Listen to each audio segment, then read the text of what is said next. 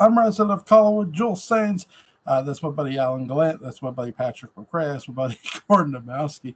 We're here to talk Claudius. Fool's Luck is the title of the episode. Derek Jacobi, Sheila White, who plays Messalina. Messalina. Messalina, yeah. Bernard Hampton plays Palace. John Carter plays Narcissus. Plays Mars. Yeah. Yeah. So, guys, I have some questions for you. Derek Jacobi his character, Claudius, is very hesitant to take the crown. You could sort of tell that by the previous episode too. So,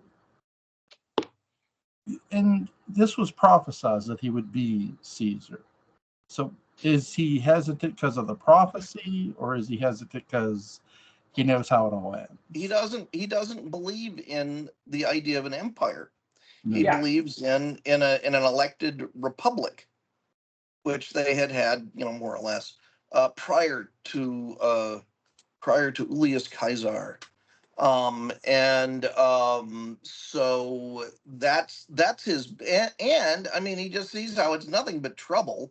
Yeah, even if it could be done well, it never ends well. No, it doesn't. And mistakes are made, and he makes a mistake of investing trust in this particular episode, which costs somebody their life.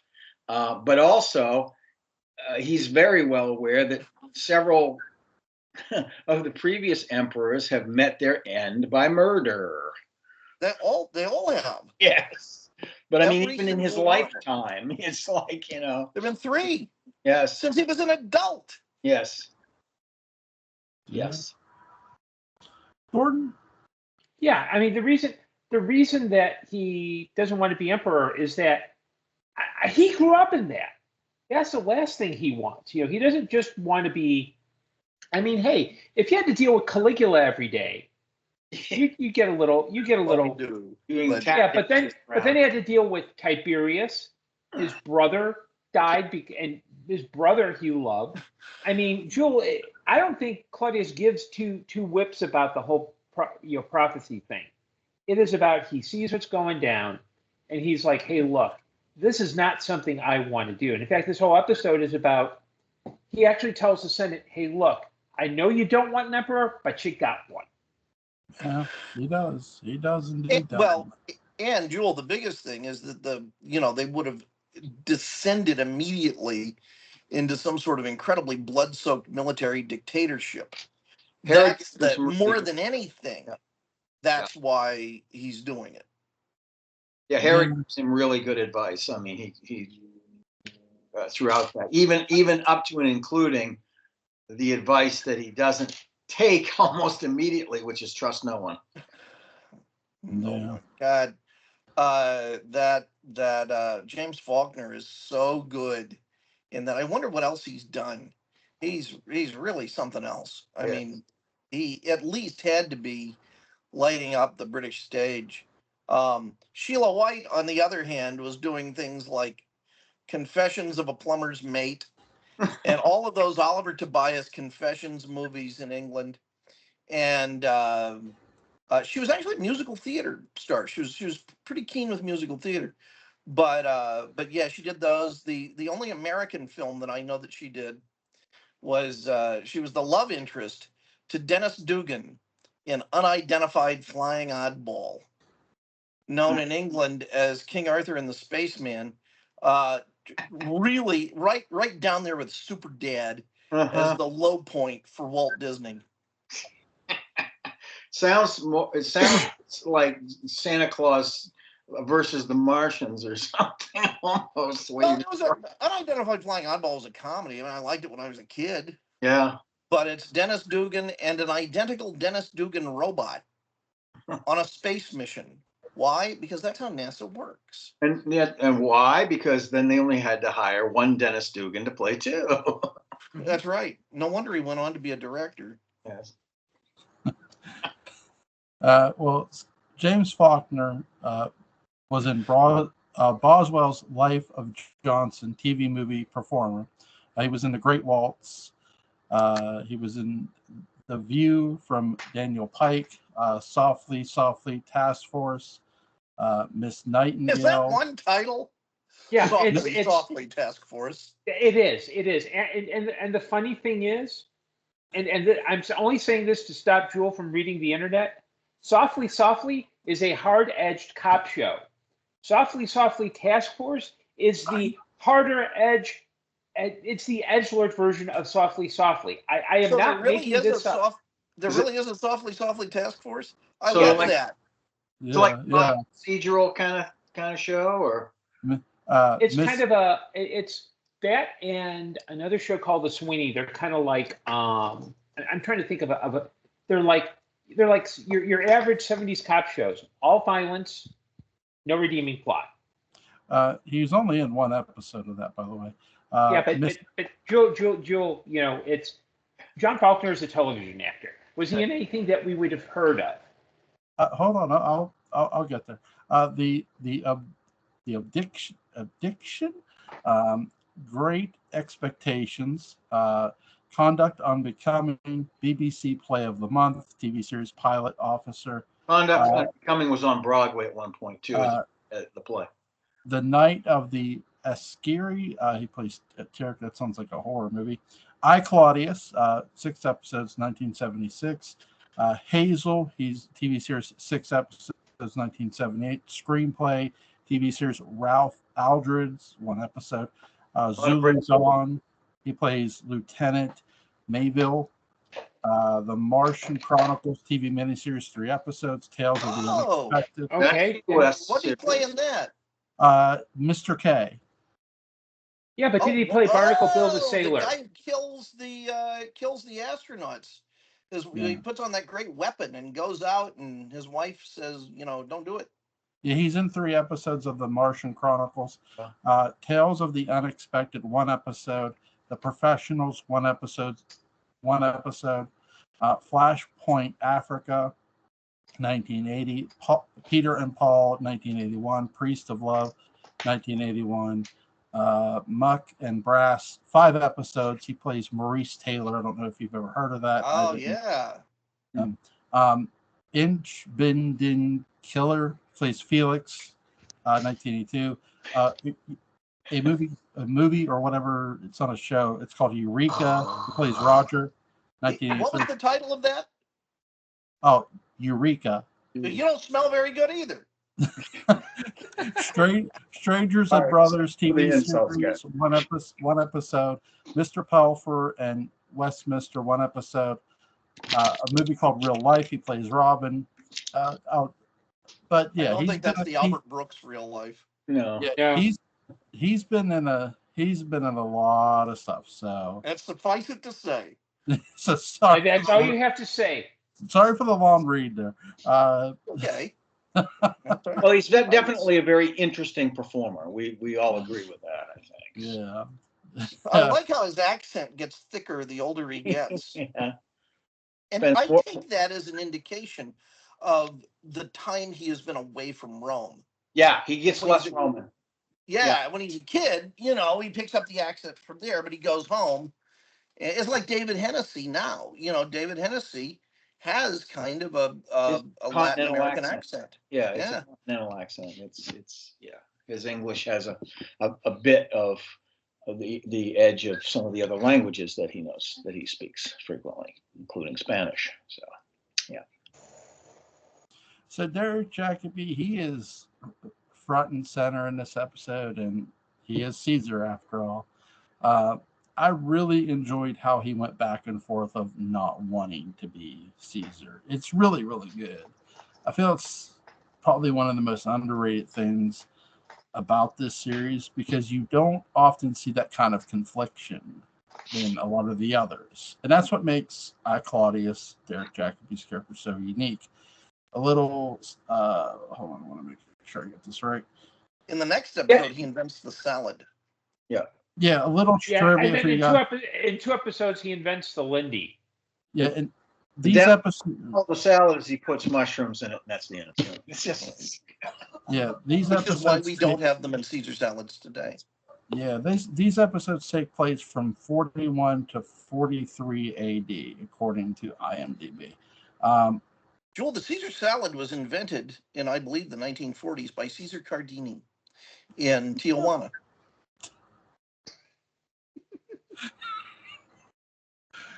I say nothing. Anyway, what did you guys like about? I can't really speak about the STD I might have got there. Anyway, no. That's the whole point of you. I'm kidding. Did you have it? Ask bought? my dad. He'll tell you. Anyway, what did you guys like about this episode specifically, Gordon? I think it was a very well written episode. I think it shows that Claudius.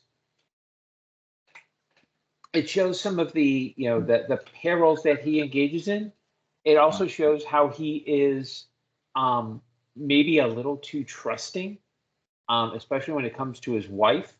You see how she's trying to play things, and at the end where he basically sentences a guy to die for no other reason other than he got manipulated into thinking that he needed to kill Claudius. Yeah, it was kind of a double whammy. She suckers her husband and she suckers her would-be lover. And you feel sorry for the mom as well. Yeah, she's stuck. I mean, that's her really daughter. Stuck. I think one of the best reactions I've seen is the mom finally realizing how the daughter really is, but near the end of this episode, and here's this woman who has these kids to Claudius, and you're waiting for the other shoe to drop. Like, okay, this woman can't. It's too good to be true. And it is. The shoe does not only drop, it explodes. I mean, somebody put an ash can, an M80 into the toe, and then dropped it. Just to say this, in a show that keeps topping itself, she has a hell of a death. Yes, she's. But she has a hell of a theatrical debut before her hell of a death too, in terms of her. I guess it's not a theatrical debut, but it is a spectacle. It's a performance. Yes. Her insides are made of leather. Yes.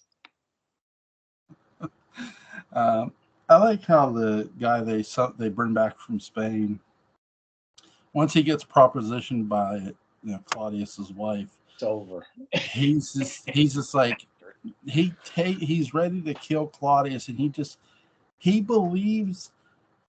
It's not just Claudius that gets played here in a sense. It's the other guy too, because he believes that Claudius wants all this to happen. Right, that he's corrupt and everything. Yeah, it's defends him. So.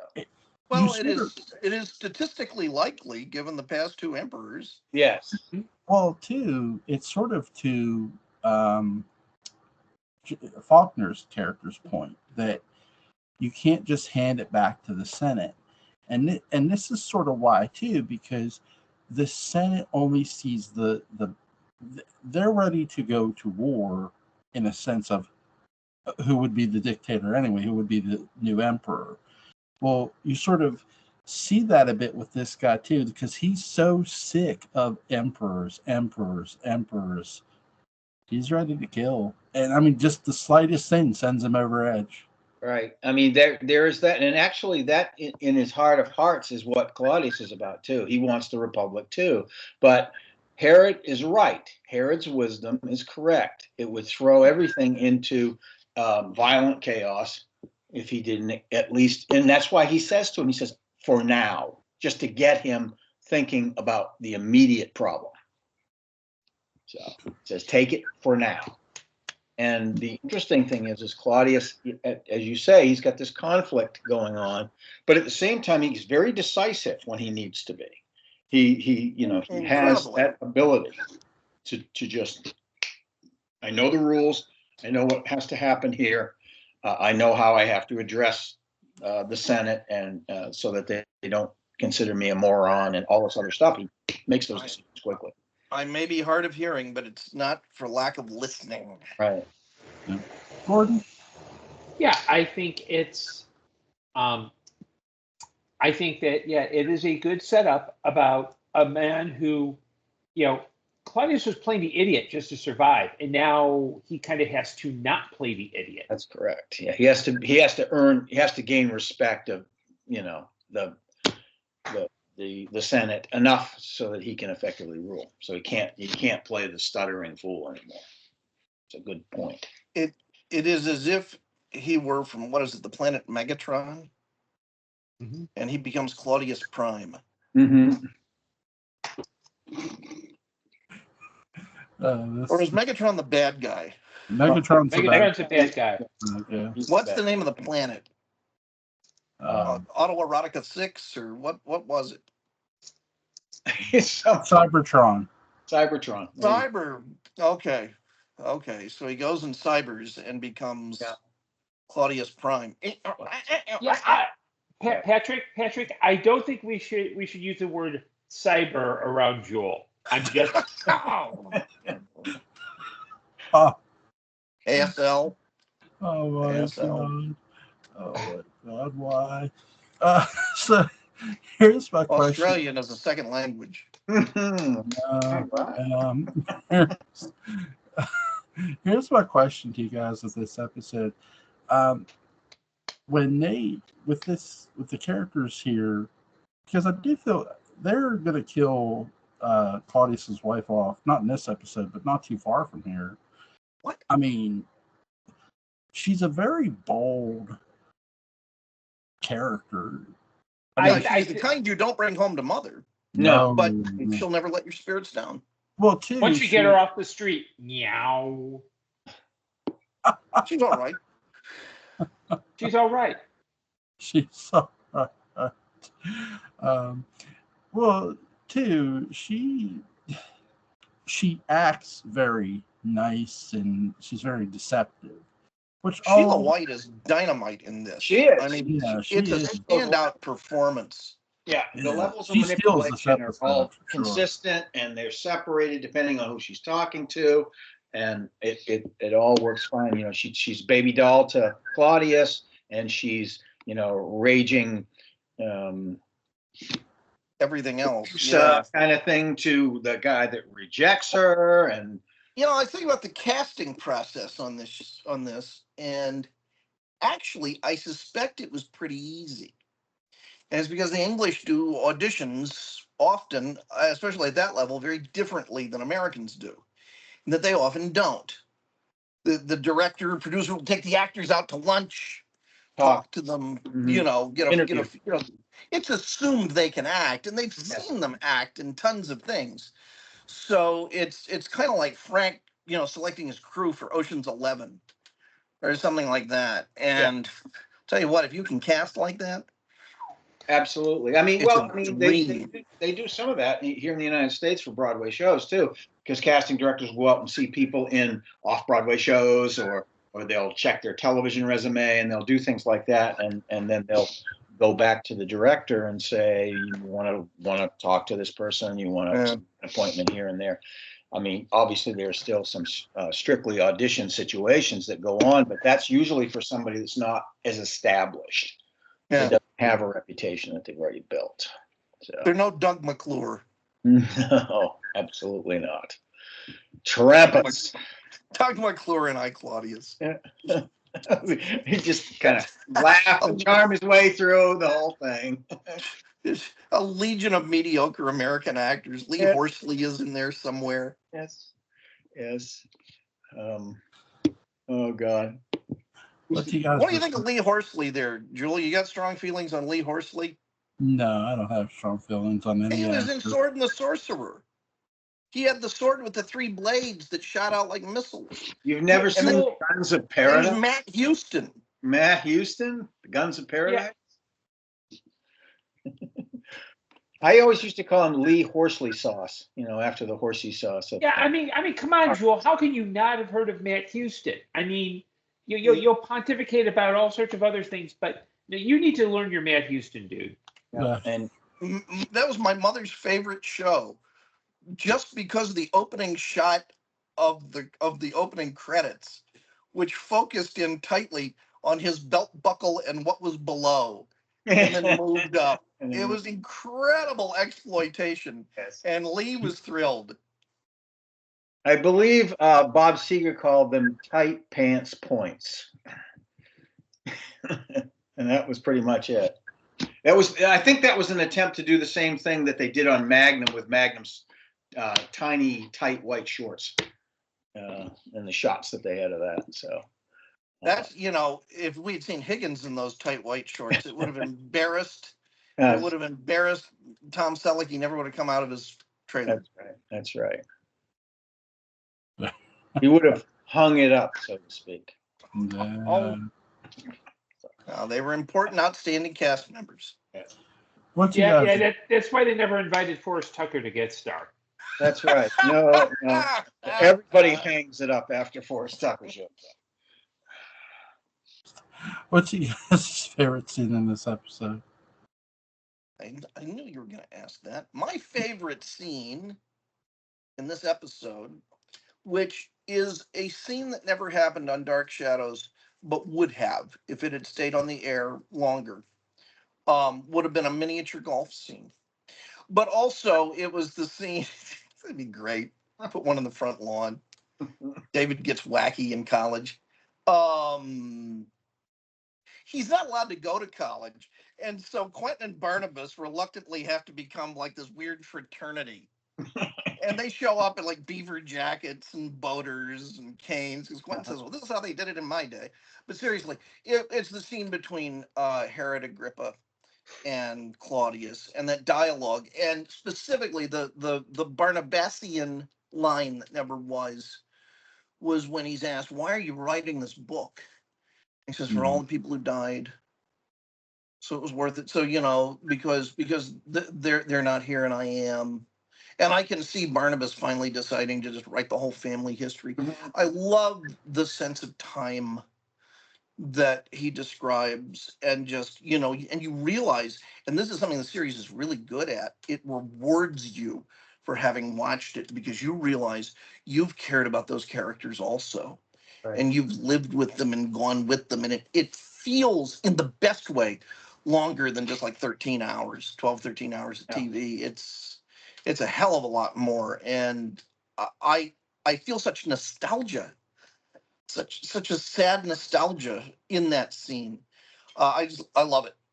Yeah, because it's basically Claudius's life has passed by. That's part of his life where all of these close friends have ceased to be, and he's still around. So, and that's another reason I think that deep inside of him he wants to write it down, is because his life matters, their life matters, the whole experience matters, and the truth of it. Yeah, the truth. It matters so much. Jules is gone. Oh well. But it does matter, and it leads to, and it's a spoiler alert, it leads to his sense of wistful detachment in that last episode. Especially in the killer scene, and again, spoiler alert, his decision to let Britannicus do what Britannicus is going to do. Right. And he says, well, maybe you are right. Because maybe he is. Right. Past is not necessarily prologue, but no. He can't force it. He can't force these other people to be as smart as he is. No. Wow. Gosh, what a show. Yeah, it is. I mean, that's why it's still popular today. It's why it's still talked about today. I mean, I've run across interviews with some of the surviving stars that are only a year or so old that they're talking about I, Claudius. And just a few years ago, they brought it back on the BBC and re-showed it, and they had a whole big to-do about it. And did it do well in the ratings? I don't know. I've only seen the interviews, some couple of the interviews that they did leading up to it, so I don't know what it did, but probably did pretty well. I mean, it is. I mean, it's almost a source of national pride when you hear these people talk about it. It's it was. I know it was. It was all the talk in England. They get in a cab. The cab driver be asking them about it. when it was on, and what a time! Yeah. What a time that something this, dare I say it, sophisticated was And nevertheless the hot thing. yeah, it was popular and sophisticated both. Yeah. And Well, Yeah. this was at a time when the BBC considered it its golden age, that kind of 74 to 78 period, because they were on fire. mm-hmm. They were cranking out some high quality stuff on Doctor Who and several other shows as well that we know about and that we in America are familiar with. But of course, you think about it, and that was their popular television. And what do? We slap it on PBS. We put it on PBS. We had no It's idea. not going to be on CBS. It's not going to be on NBC or ABC. It's going to be on what we consider the prestige network. I think the Beeb learned their lesson when Monty Python was first syndicated over in the Americas. Yes, Because absolutely. an American producer cut up their stuff and took out certain bits, and they not only sued and they not only won some money, they actually won the rights to their master tapes, so that way when the BBC was purging things, they pretty much escaped it. Right. They kept their tapes, and also that meant that they kept refusal of editing and all that sort of thing. And yet we get Space 1999 completely uncut. Yeah. No, that wasn't BBC. That was Lord. No, that was Jerry Anderson. That was a whole different ball game. Yeah. I think also Lord Low Grade was at the wheel for that, and we saw every golden moment. Two things about that series that just killed it for me. One, everything's in effing beige or white. And two, the pacing of it is glacial at times. It's just, you could drive trucks through some of those reactions that are going on. And Jewel, it's terrible. You should see it. You absolutely should. Yeah, turn on Tubi. You should watch every episode, Jewel. No, don't. But watch one. Watch the one Catherine's in one. Yes, she is. She's in one from, I don't know, 76. And Christopher Lee is in one.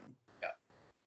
Well, the actors that were in it, I have no argument with. There was Brian Blessed. Brian Blessed was in one. Yeah. Well, speaking of BBC, a BBC show. Oh, thank God. A controversial movie that aired on PBS. The first time I watched Watership Down was on PBS. Oh man, I saw that thing in the theaters. That's that, and they also showed a little animated movie called Ricky Tikki Taffy. If you've never seen it. Oh man, if you were in school in the 70s, you would have seen that thing on. If your parents took you to see Watership Down when you were a child, that's the reason that you became a serial killer. I mean, it just crushes your worldview. And it was the only animated movie around. I mean, we had Watership Down, Fox and the Hound, and the Bakshi Lord of the Rings. You just equated the animated world with clinical depression. And then there was The Secret of Nim that came out a few years after that. It was like, another. Well, there were other certain networks took real risks, especially late at night. Sci-Fi Channel, especially the one that. Yes, it showed Dark Shadows during the day, but Sci-Fi Channel became a much different show, a network at nighttime. They would show nothing. They were sort of the original Adult Swim in a sense. Yeah, I mean, they funded Farscape, which is it's basically an acid trip in 4 seasons. Yeah. And when you watch, I watched Fist of the North Star on there when they first. That's the first place I watched that. They had I first watched the animated Street Fighter movie on there. So you never heard of Fist of the North Star. What did they do to Brave Star? Fist of the North Star. It's an animated movie. Oh, Joel, what did we say about using the word fist in a sentence?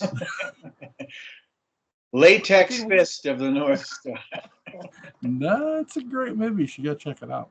I will. I would say one thing. Early sci-fi I roundly enjoyed it, but then they started making these sort of low-budget movies with cheesy effects. Some of them were kind of fun. Some of them were reminiscent of like an era of Doctor Who or something. But some of them were like, Hey, Invasion of Keith- Saucers from Indiana or something. David Keith did very well off those. Oh, yes. David Keith told me, this is a name drop because it's David Keith. Who drops the name David Why Keith? not? He's an Knoxvillian. And David Keith, basically said, I do these sci-fi movies and it's a few $100,000 and I'm set for the year. I go up to Romania for a few weeks, shoot the movie, come back. And I've been doing that for a few years now, and it's worked out really well. Oh, it made a good living for a lot of people that they used, numerous times. So it's David Keith as opposed to Keith David, though, right? Because that's always and Brian Keith. Yes. Yeah. Mm-hmm. Tubi's doing the same thing. I mean, they remade Terror Train, so. By popular demand. Unpopular. Is the killer still Gene Shalit? Gene Shalit kind of mask. Yeah. I have a good picture of Gene Shalit as They did a Terror Train 2, which was just idiotic.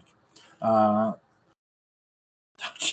love how we Murder went by from Monorail. Claudius to Terror Train 2. I'm happy with that spectrum. Oh my god.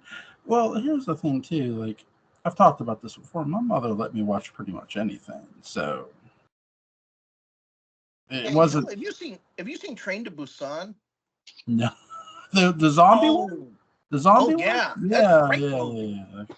It's a good movie. It is. Yeah, but Joel, have you seen Solo?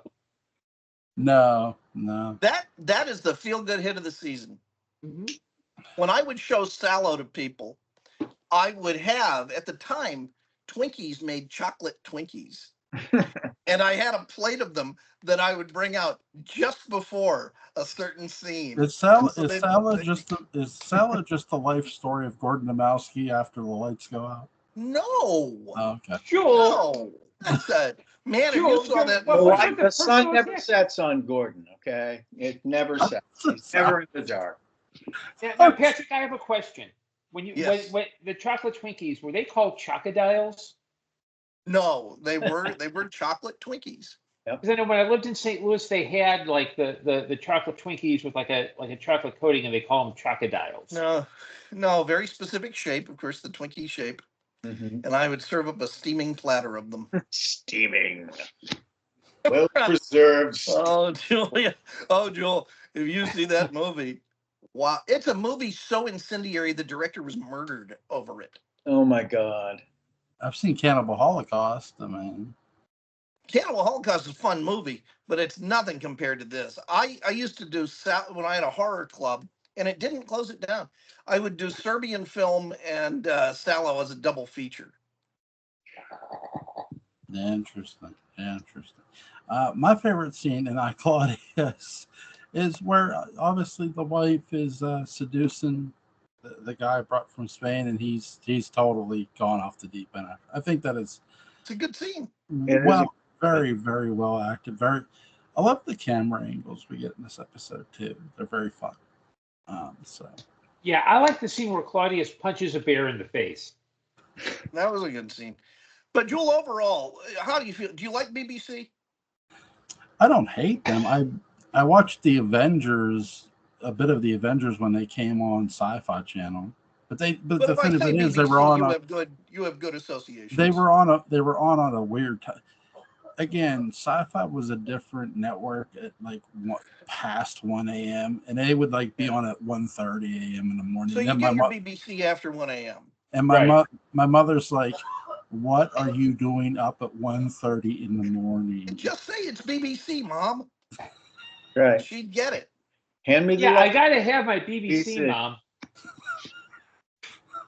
So when the Avengers, it's funny, when the Avengers movie was coming out, I'm thinking, oh, I watched that on Sci-Fi Channel. I had 10 years ago or so, I had a bunch of students who they teach these cinema classes, and I got a bunch of movies and stuff, and they kept demanding to see the Avengers over and over again, and so I put on I said, "You want to see a movie called The Avengers? You want the Avengers?" Yes.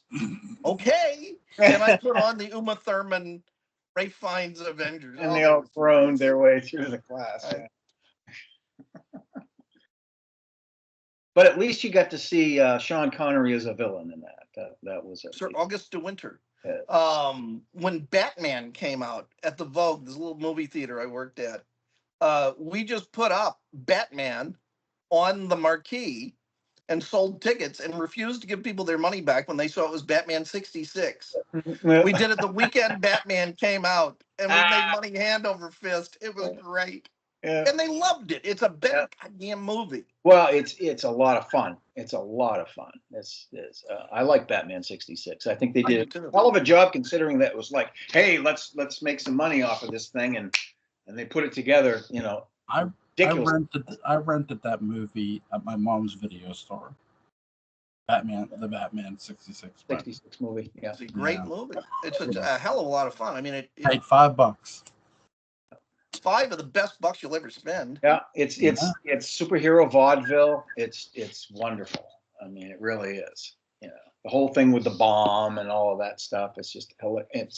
Well, and then when they switched the voices at the end, they switched the brains because they've gotten the hydrating process a little wrong. Rehydrating them, they screwed up. Yeah. I think the Israeli is speaking with the German accent, and then the German is speaking with the Israeli accent. It's political as hell. Yes, it is. They definitely politicized that whole thing. They had some things to say about that, but in a very hilarious sort of way. So the author of Flash Gordon, and Never Say Never Again. Cool. Mm-hmm. Is there anything you guys want to add about this episode before we go? It's just a dilly. I mean, the whole series is like that. It is, and it just keeps we're going into that peak, you know, as we get closer to the end. It just keeps peaking and peaking and peaking. The low point of this series is still a damn great episode, and that's the Pizzo episode, which, you know, could be missing and you would still get the whole thing, and it still is a wonderful episode with tons to recommend it. Yeah. There isn't really a weak spot in the series, you know. Ann Robinson, you are bested. There is no weak link. Whatever happened to Ann Robinson anyway? She go into the theater of cruelty, literal cruelty. I don't know. Well, guys, this has been fun. What are you guys doing tomorrow night? Aging. Yes, I mean, I'm probably available by 10:30 at night, I would imagine. So we're doing a festival of new musicals at my theater, and basically it's stage readings, first act of full-length musicals, and cool. I've directed one of them, and I'm also teching this whole thing, so I'm doing oversight there. But yeah, I think we're usually done by 9:30. So yeah, I'm available. What do you want to do? Want to do another? You want some more BBC? Let's do Claudius and do the next episode. Okay. Because we do need the right things. So Claudius 11. Yeah. Getting close.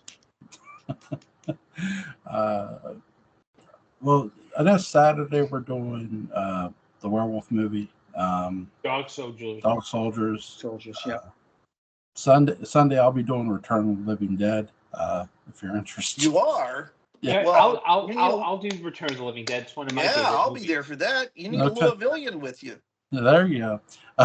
So that's Sunday. I was there, man. I was in the muck, and those cop cars are accurate. Really? That's the symbol on the side of the Louisville Police Department cars at that time, anyway. So it'll be you, me, Daniel Culver. So we'll be there. I'll be there. And Gordon. Gordon will be there. Yeah. All right. I have nothing for Friday. Well, we could do Claudius again on Friday, I think, if we're not done by it then. So, all right, guys. See you tomorrow night. Links to Gordon Dymowski's Amazon page, link to Alan Glant's YouTube channel, link to Patrick McCray's Dark Shadows Daybook Unbound is going to be in the description box. Gentlemen, it has been a blast.